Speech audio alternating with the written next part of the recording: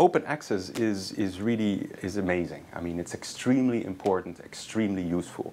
Yes, it's become an increasingly important aspect of what we do as researchers.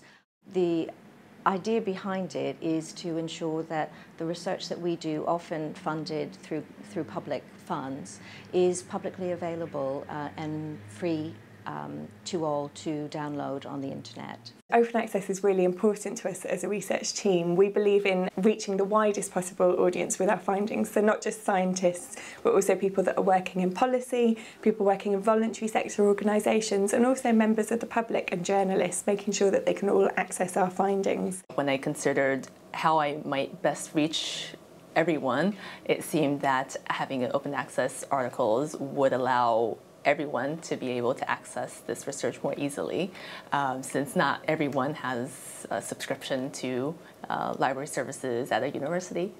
The problem is that many times these journal publications may not be readable by everybody.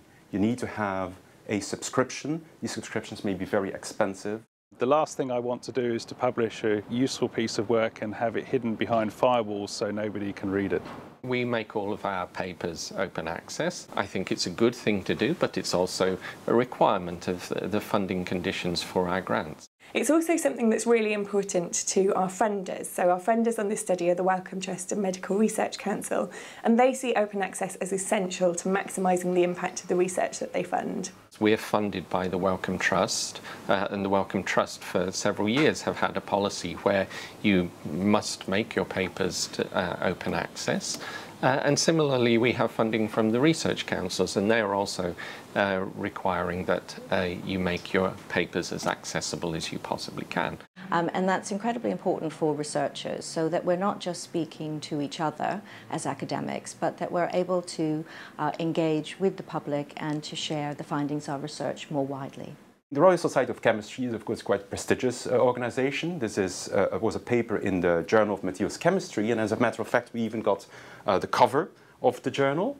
The fact that this is open access makes it immediately even more visible. People can already see, okay, there's a cover, they might click on it, then they click on it and say, oh, it's locked, we can't get to the paper.